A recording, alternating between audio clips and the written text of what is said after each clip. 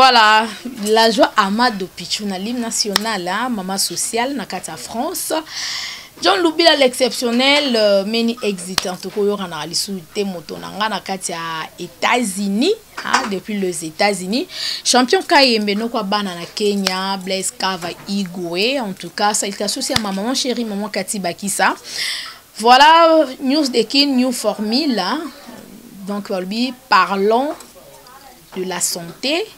La santé n'a pas de prix, la santé est primordiale. Betima Sengu a vraiment news de kin moi ba innovation to participer santé na kati. C'est bien bon ko ya ba artiste musicien ba comédien to ba pasteur mais il faut pe ko lobela makambo etali santé parce que so mutaza na santé ya malamu okende kayu, so mutaza na santé ya malamu aoluka mbongo. Mais so oza en bonne santé te et au permettre yote que nous luka mbongo et ko permettre yote okende kayu. Alors to constater vraiment ba problème et bien ba couple et ça ko ba bokono ça ko ça mingi plus ba papa ainsi que ba maman, surtout d'abord to banana na kota ba papa et ça faiblesse sexuelle, éjaculation précoce. Hémorroïde bandeko boso na bisoto bandana na point oyo po ebele ba yebarate soki mutu aza na hémorroïde nde hémorroïde tango zo fana na nzoto ozo soigner yango te yango nde mutu epesaka faiblesse sexuelle, yango nde epesaka éjaculation précoce pour na ba papa et puis yango nde mutu komisaka bango na ba problème comment on appelle komisaka bango sexe mukie. Hémorroïde tango efa na nzoto na yo ozobokola yango yo ozora calma kisa mundele o médica calma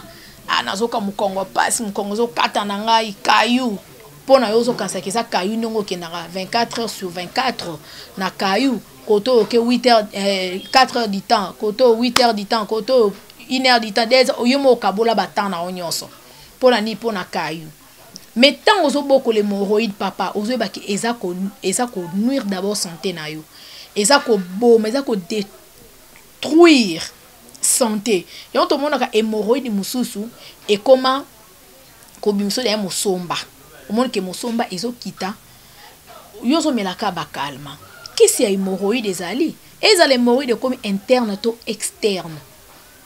Hémorroïde déjà lié au nzoto okokali susu ko sepesa maman te boza na couple na kati ya foyer papa okokali susu te parce que hémorroïde elia bako sabino te na ba minganga obokendaka munganga oloba non apesi okisi opona faiblesse sexuelle to kisi opona éjaculation précoce mais a traité hémorroïde te asale le côté avant nan docteur apesa yo kisi pona faiblesse sexuelle to pona éjaculation précoce. Il faut d'abord munganga wana a traiter yo hémorroïde parce que hémorroïde déjà na base à la base il y a des faiblesse sexuelle et éjaculation précoce. Koboko la hémorroïde na nzoto eza mabe surtout na bande ko na biso mona même ya ba chauffeur et loko ezo pesa bokono wana hémorroïde eza misala ba makasi. O bandeko na biso mibali basala ka même bandeko basi hémorroïde ezaka pona mibali te même basi pe babela hémorroïde omona musombe komo bima mai ezo kita efungoli nzoto na biso abo mwasi omoni que maman komi mai moye papa aza vraiment na sentiment na yo ezate parce que ezaki déjà hémorroïde eliaki yo nzoto. Alors il faut nanu de ko traiter hémorroïde comme la bakisi pona et soigner bokono na hémorroïde. Voilà, en tout cas, tu peux pas m'emboter dans ta ma passe, Claude Bukaba, oyo. Et donc, le billet vraiment, vraiment marqué, ça complet parce que il n'y a pas utilisé produit na biso à centre, pour na bokono vraiment du barabo pikili bo bokundu anzoto. Dernièrement, l'ingénieur Dave Mubama, le papa de Joyce Davlin, a utilisé vraiment ba produit, tout ça na ba produit nyonso. Il y a force, éjaculation précoce, faiblesse sexuelle. Et ça la même au fungwama qui déjà maman commis déjà mai bon moi sinon so déjà bimi grâce à bakis na biso pe rozon ils sont vraiment vierge et rozon ils sont qui mon que papa a osata boza ensemble en relation sexuelle a OCP là donc au sentir car ndenge penza ozala ki lenge ata déjà bota on na bota déjà bana mi balé bana mi sat bana 5 ozala toujours sec oza toujours elengi. Pona bandeko oto anda oloba makambo etali hémorroïde. Papa, yo va traiter hémorroïde te ba peso mamoko ki c'est éjaculation précoce to ya faiblesse sexuelle. Parce que hémorroïde oyo eza kopesa yo faiblesse sexuelle ba traiter yango te. Omonte ke ba sali lo moko te. Po o mato kitato meli ki c'est éjaculation précoce to ya faiblesse sexuelle. Tango puissance ki c'est aussi na nzoto. Ozongela ka maladie wana. Mais alors biso awa to banana ko traiter na hémorroïde. Tango to traiter hémorroïde po ba ki c'est hémorroïde ezali. Ba traiter na hémorroïde. Hémorroïde esili. Au sentir que ba mi kongo passe wana yoka keza lisusu te. Ba makolo passe mosombe bande obima eza lisusu te zo bimo lisusu te. Ozongi normal. Apprendre au meliki sa faiblesse sexuelle, au meliki sa éjaculation précoce. Ndoko mona nzoto na yo ekomi bien. Po eza na batu mususu hémorroïde au fur et à mesure ekote na nzoto ekomi kolie ki mobali omone que ki mobali na yo ekomi mukie lokwa mwana ya 5 ans to mwana ya 3 ans to mwana ya 8 ans osa susu na peni ya munene te. Alors na ba pomade o toza nango awa eza na pomade moko awa eza uniquement pomade bako sabino te papa to mama que kisi pona ko allonger peni ezaka kisi ya komela to eza kisi ya kobaka non ezaka kaka pomade. Pomade ozo mona bomona couleur na ndenge ezali eza mélange ya ba solution ya ba kisi ebele toujours à base de plantes médicinales eza kaka na ba nzete ba makasa o kaka nyonso eza ya bokoko o ezalaka na kati ya zamba. Alors pomade oyo okozwa yango na tongo opakoli na peni na yo opakoli na nzoto na mobali ozopakola na gauche na droite liboso na sima ozo allonger yango yo moko ozopesa yango déjà forme soki déjà bebaki surtout na bamibali mosusu bandeko na biso ya poto bapapa ebele omona soif ya mama ileki mama zate ali azui savon ye moko azobeta au fur et à mesure ozobimisaka mai ezokondisa vraiment peni omona peni ekomi moke sexe ekomi mokie basi ebele bazokima po bamama mingi lokuta mabete bamama mingi balingaka mibali oyo baza na osentir que mobali vraiment aza na peni ya munene sexe wana vraiment ya munene donc tango azosala rapport sexuel na ye omonaki mama azoyoka bien. Ba oya mike wana basi mingi balinga yango te omona basi mingi bakima yoka lera monika azani vraiment na eloko malunga ta kimio. Alors pomade oyo on doit utiliser au matin soir avant là ozui moi quantité moke na loboko na yo mon ndenge za boye na loboko boye simbi ozo masser pomade oyo au moins quand l'air au bando sale lango pomade goûte ko sila te déjà à partir à 7 jours au moins déjà que et allonger déjà peni na yo déjà comme na centimètre oyo lingi. Alors pona batu musu balinga rapé ya pena munene makasi wana a omona déjà peni na yo comme munene mais a olinga ti pomade e ko sila. Mais pour la biso to conseillera mingi so déjà moi déjà peni déjà comme non déjà moi centimètre moko déjà ça va ba 10 cm ba 14 to ba 15 déjà c'est bon okotika so kolingo comme atina 19 cm wana kaka yo moko mais so déjà peni comme déjà munene tu peux arrêter ko utiliser pomade oyo tiki na pomade au garder soit okoko kabela pe muninga mususu oyo azana besoin ya ko allonger peni naï. Donc c'est un peu ça pomade yango pour na ko allonger peni yo déjà peni kufa. Donc comment muke ko kalisusu ko satisfaire maman te ko satisfaire maman na mbetu te pomade ezawana pomade pona koyesa peni munene yango wana. Donc ils ont un prix moko vraiment abordable, prix moko ya bien. Au baby sa bambongo ebele okenda kuno medikisi esili. Peni pe eya munene te musu pe ko ya munene te eya munene na ba minutes. 40 minutes wana le rosali rapport na maman et si ezongi normal mais oyo ekozongi sao peni na yo ndenge ezalaki et puis ekoyesa ngo munene mulai et puis tango osaleli yango CDC o melisco kisi oyo o ndeza kisi pona epesa ngo sko force epesa ngo makasi donc eza nango kisi ya mai yango oyo eza kisi ya mai momoni ndenge za fulufulu boy donc kisi oyo ekipaka te même mama koko melango même pe papa koki ko melango donc o melango ndenge nini ozwa kaka ndambu otie na mwa verre ya mukie momoni verre o ndenge ezali mesure nango yango mesure nango yango na tango et puis na pokwa ngamo nazo mekango pona bande comme suso munga ngasalela bino kisi mais ye moka asalela kisi yango ante mais biso na centre na biso okoko osalela ngo même ngape na utiliser yango donc pas de problème.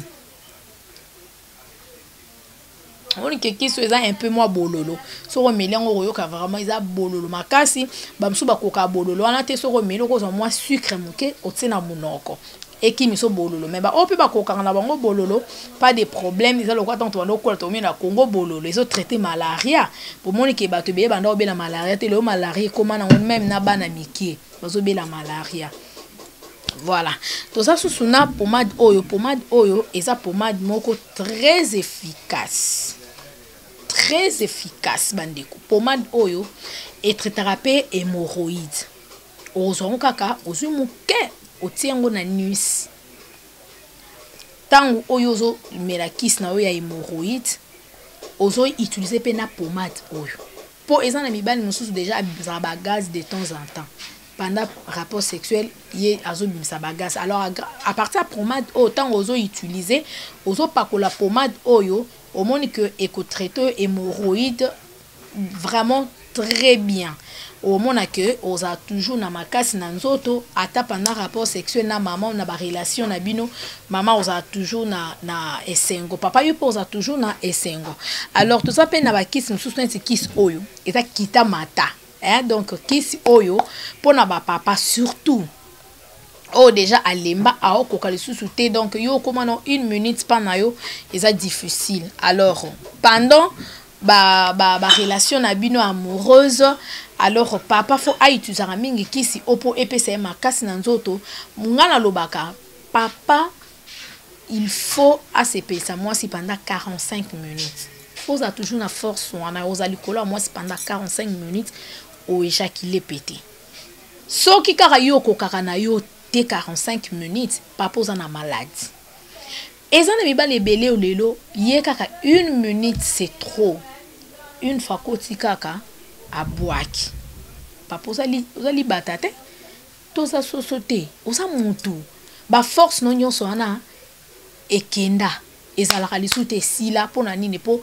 maladie déjà koton na nzoto hémorroïde déjà liya yo éjaculation précoce comment nango air nyonso kaka bo éjaculer ni peni était le mari sous-souté qui mobali na eza li sous-souté alors papa yaka ozo bakisi yaka o se faire soigner nzoto na eza la makasi mama ki malusu te mama sepela ndenge mo pe mama yo pe so moni papa azo kokasuku azo satisfaire yo te oloke ne ko linga libanda yebisa papa na o sepela na o lisusu te mikolo yo ozo komisa na point na linga raté alors to benga mama betima sengu numéro eza affiché partout aux na Londres baki se komaka baki se totina ka baki même na Londres même na États-Unis même na France même na Suisse na Allemagne na Angola na Brazzaville oh yoza oza na Belgique baki sezali to yaka penda to tie baki na poste eza bien traité bien organisé kuna baki si bako embalango très bien bakomi kombo na yo adresse na yo boîte postale na yo bisika ozali baye kotikelo bakisi na ndako baelo bakisi na yo ozui bakisi na yo omeli yango comme il se doit traitement na biso sera juste pendant 7 jours mais avant 7 jours déjà so romela bakisi na yo bien atongo na pour ozo respecter au moins que ozaka na 3e jour à pamboyo ki bien 4e jour c'est bon déjà mais to conseiller car na mutu le quoi traitement va pesa que 7 jours pour bon maladie bien kene na ngoti na 7 jours aussi si traitement na yo au moins que éjaculation précoce vous allez souter faiblesse sexuelle vous allez souter au comme na makasi na yo ndengo zalaki ya kimobali pour l'autre monde même na ba jeune garçon ba 15 ans 20 ans ou 25 ans baza sous na forcité pour na nini bimela mela eleki na nzoto o mela ba agene déjà bomio déjà ba anticorps nyos et si diso makasi na yo nyos kolia ba biloko surtout hémorroïde ba bulma pa sec ba biloko moko a sec ozo liaka ko bite ana utaki kayu na ye mwana lamba boza te ale olie biloko a sec yango mingi ezo pesa ba hémorroïde ba biloko tozo lia oyo ba hormone na nzoto yango ezopesa bato ba maladie ebele na kati ya banzoto. Donc il faut ko éviter pe kotala régime oyo alimentaire, c'est très important vraiment. Donc c'est un peu ça pour na bandeko to nga to lobela lelo vraiment to entamaki plus sur les l'hémorroïde, hein? Donc hémorroïde to ezaki vraiment point na biso ya liboso oyo pour na bandeko bozolanda biso oyo ezo à partir ya hémorroïde eza le roi racine eza na se étape bimisi de tolbarate bimisi ba étape mosusu likolo mais racine aza toujours na se le de même hémorroïde eza le roi racine ye aza na se mais azobota ba maladie ebele donc ça qui vraiment point moko essentiel, point moko vraiment important tonga to lobela na émission ya delo. Alors numéro nangeza affiché wana na bon écran na bino partout bozali ozomi tungisa mana hémorroïde ozomi tungisa mana éjaculation précoce na faiblesse sexuelle solution yango eye po na bino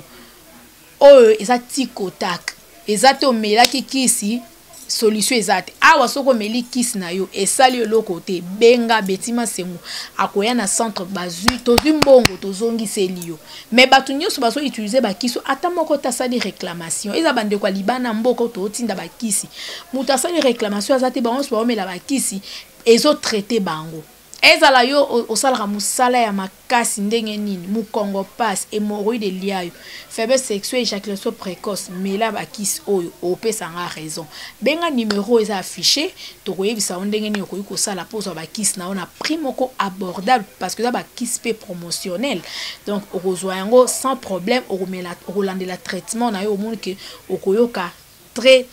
bien. Donc voilà, nous sommes arrivés à la fin. Merci de nous avoir suivis. Merci à la joie de Pichou na l'hymne national depuis France. Ah, donc en tout cas,